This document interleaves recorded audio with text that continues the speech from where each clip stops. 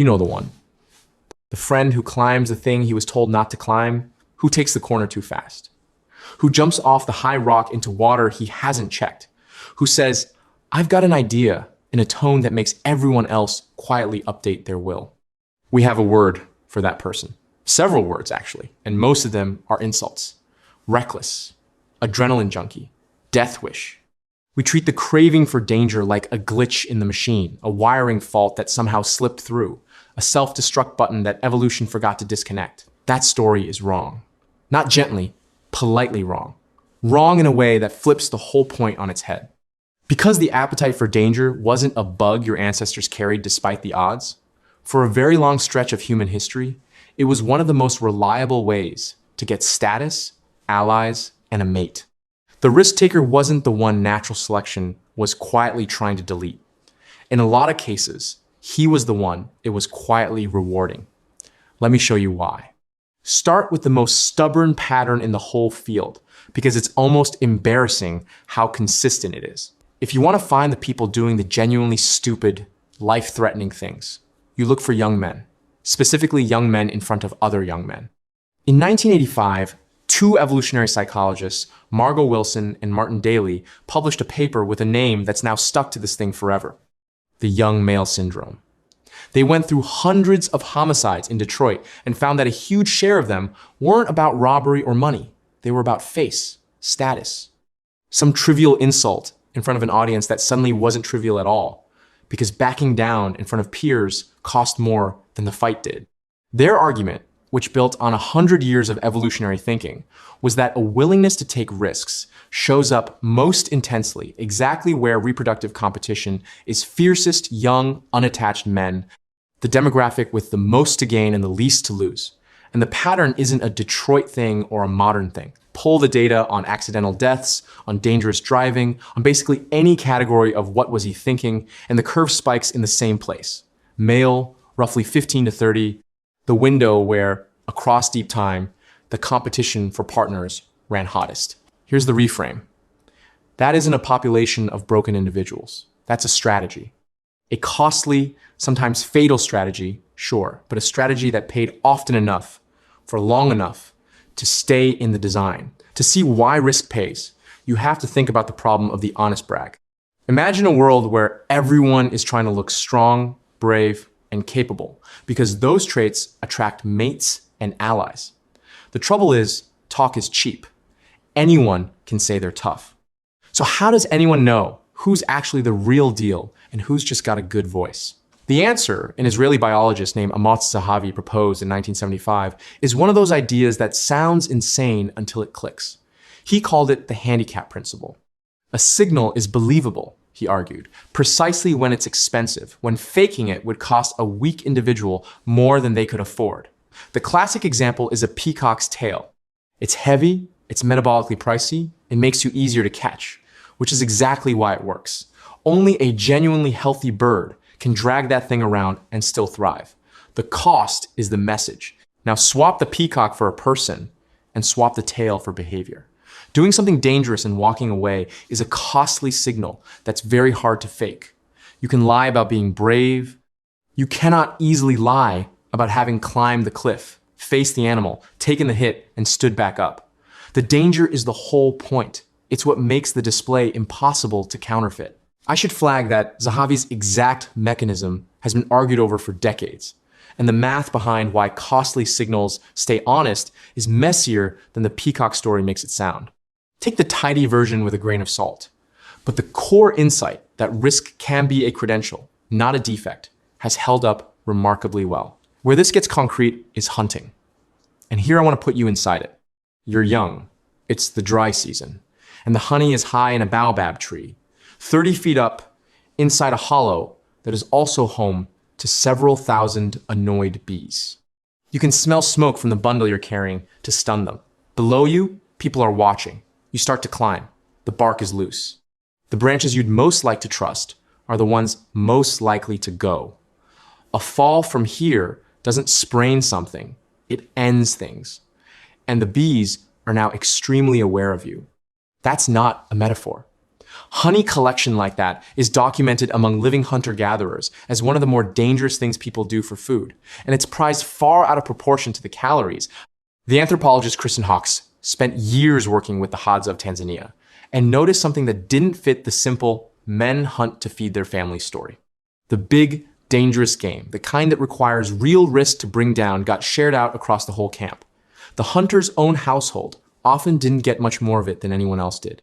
As a pure calorie strategy for feeding your kids, going after big, dangerous animals is weirdly inefficient. The returns are wildly unpredictable. You can come back empty-handed for days. So why do it? Hawkes and later researchers like Rebecca Bleach-Bird and Eric Alden Smith argued that the hunt was partly doing a second job. It was a costly signal Zahavi's idea, dropped into a human camp. When Bleach-Bird and her colleagues studied Merriam turtle hunters in the Torres Strait, they found turtle hunting ticked every box. It was hard, it was risky, it couldn't easily be faked, and it produced a feast that broadcast the hunter's skill to a big audience. The meat fed everyone. The reputation fed the hunter.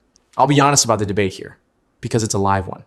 Other researchers push back hard, arguing that for the Hadza specifically, going after big game can also just be the best way to maximize calories, signaling or not.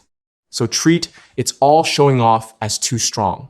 The cleaner claim is that danger and provisioning were tangled together, and the danger carried information that mattered. Now for the part that closes the loop, because a strategy is only a strategy if it cashes out in descendants.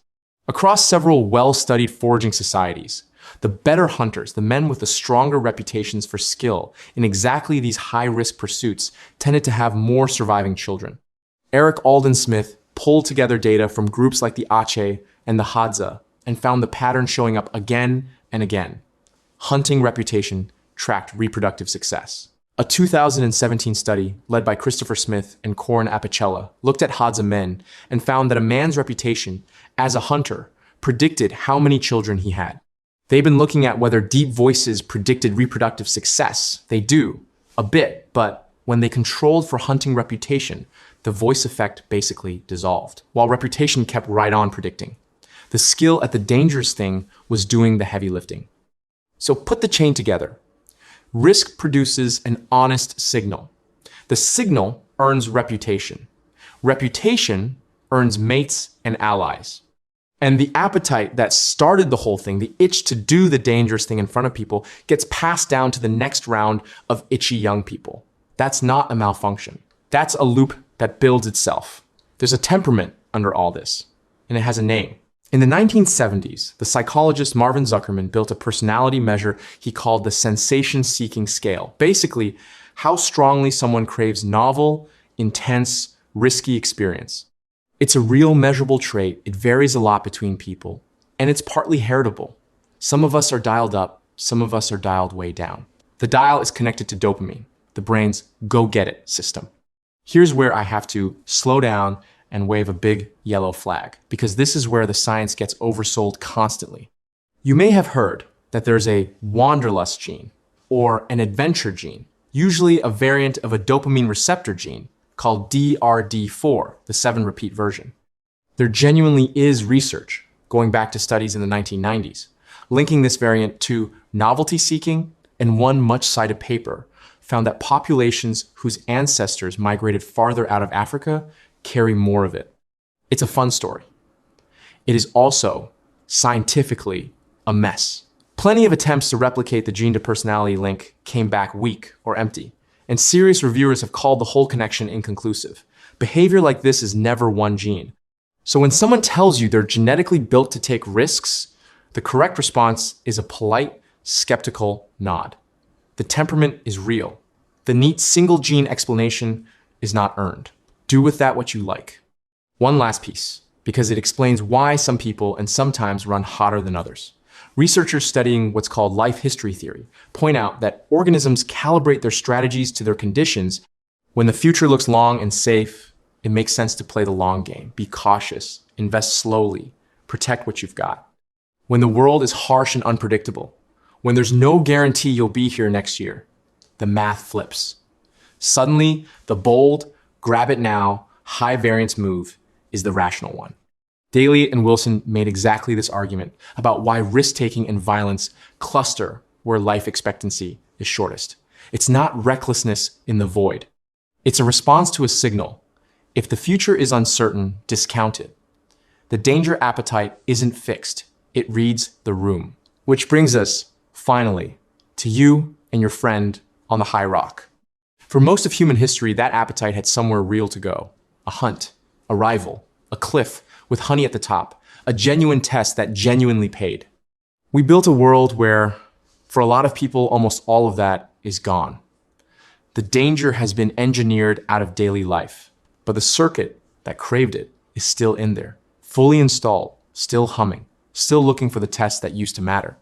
So it leaks out sideways, into the climbing wall and the motorbike and the absurd bet and the thing your friend is about to do off the high rock.